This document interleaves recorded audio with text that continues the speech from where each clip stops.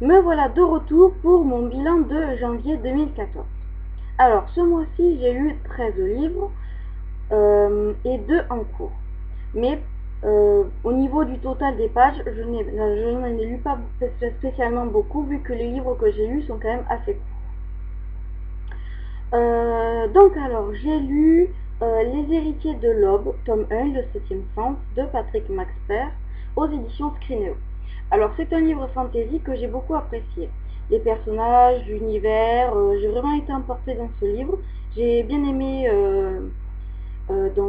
Tom, qui est assez jeune, on a envie de le protéger. Donc, dans ce livre, on rencontre Laure, Tom et Alex.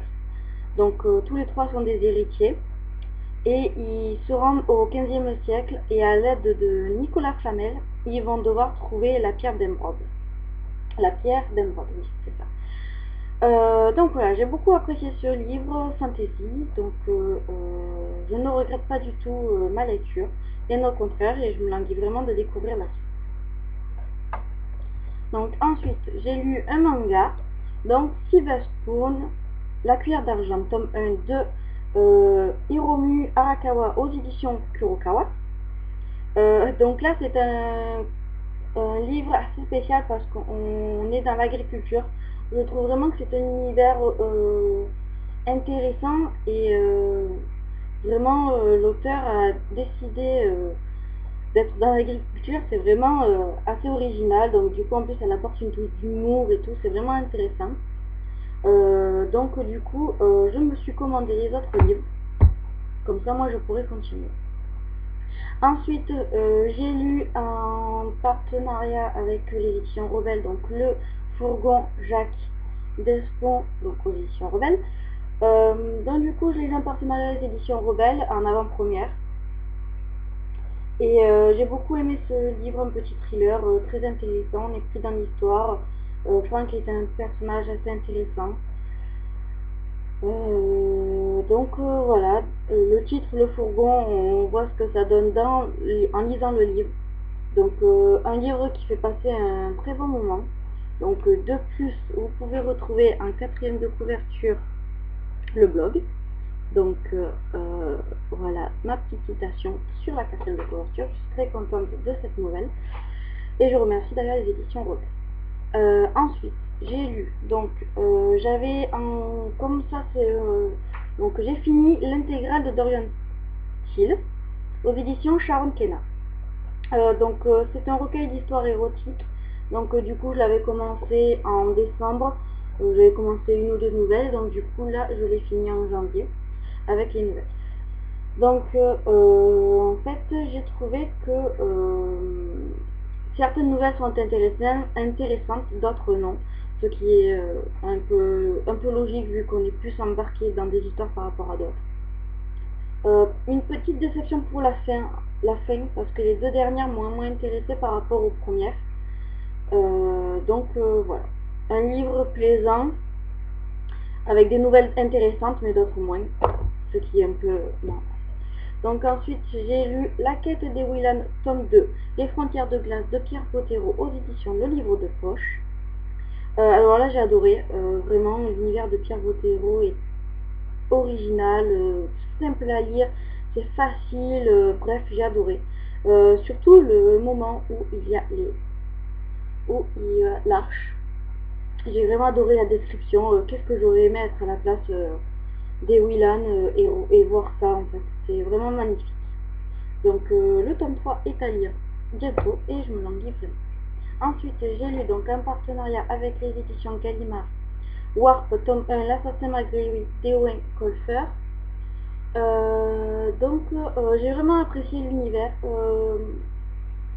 Donc là, on a un petit, du coup, Riley, voyage dans le temps, quoi, avec, oui, il voyage dans le temps, il retrouve Chevy, l'agent Savano. Bref, tous les deux sont emportés, surtout qu'Albert Garrick les poursuit. Bref, j'ai vraiment été entraînée dans cet univers.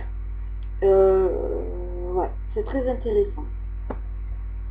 Ensuite, pour continuer dans les sagas, j'ai lu le tome 8 de la saga Minuit, donc Captive de Minuit de Lara Adrien aux éditions Milady.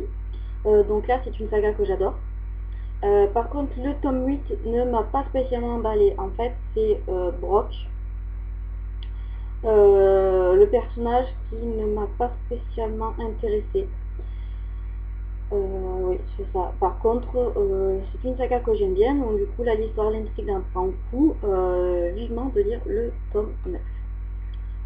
D'ailleurs, bientôt. Je m'en lance. Ensuite, j'ai lu, pour terminer, une saga. Katana, tome de Dragon Noir de Jean-Luc Vizien aux éditions Le Pré au Clair. J'avais adoré le tome 1. C'est un livre qui se lit vraiment facilement. Surtout que le tome 1, l'auteur nous donne une bombe en fait. C'est vraiment une révélation énorme qui nous lance dans le tome 1. Et donc du coup dans le tome 2, on repart exactement où on s'était arrêté dans le tome 1. Et donc du coup la quête d'Ichiro reprend. Et j'ai vraiment beaucoup apprécié. Une fin heureuse aussi. Bref, j'ai vraiment adoré. Ensuite, donc du coup, c'est tout pour les livres que j'ai... Ah non, j'ai lu aussi, pardon, excuse-moi, en format EPUB. Donc, j'ai lu Un chasseur à Paris aux éditions Rebelles. Donc, de Daniel Guiziano, Jean Vigne, Amandine Forgali, pardon. Donc, du coup, ça, c'est un livre numérique qui contient donc 3 histoires concernant un chasseur à Paris. Donc c'est du fantastique et j'ai vraiment apprécié. En fait, je n'ai pas eu là d'histoire favorite car les 3 histoires sont vraiment différentes les unes des autres. On a 3 styles différents, c'est vraiment intéressant. Donc du coup voilà. Ensuite j'ai lu donc toujours en e-pub, parce que là j'ai fini en papier. Vestige tome 2, La reine condamnée de Rose Roy aux éditions Valentina. Donc là je me languissais vraiment de retourner dans l'univers de Rose Roy car j'aime beaucoup son univers, la reine, le fait d'ordonner tout ça. Et là je me languis vraiment du tome 3 car à la fin est vraiment très intéressante. J'ai adoré. Je me languis vraiment de découvrir la suite. Ensuite, une petite nouvelle érotique, donc Escapade souterraine de Claire Delisle aux éditions Artalis. Donc là, c'est un tome 1.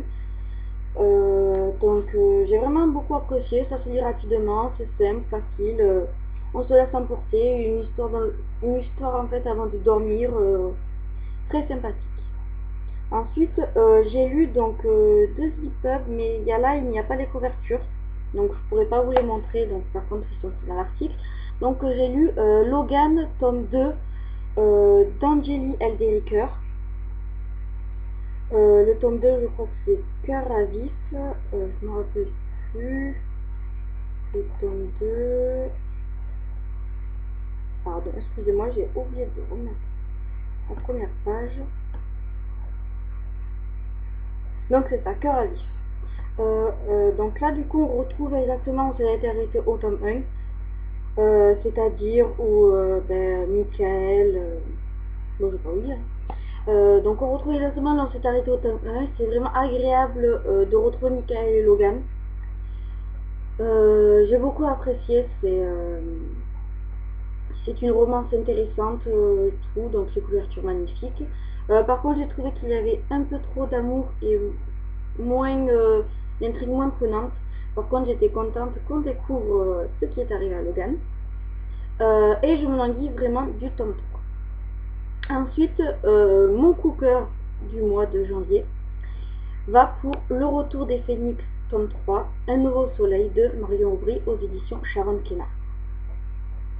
Là, ça a été le livre que j'ai pris le plus de temps à lire parce que en fait, je ne voulais pas du tout quitter l'univers des Phénix.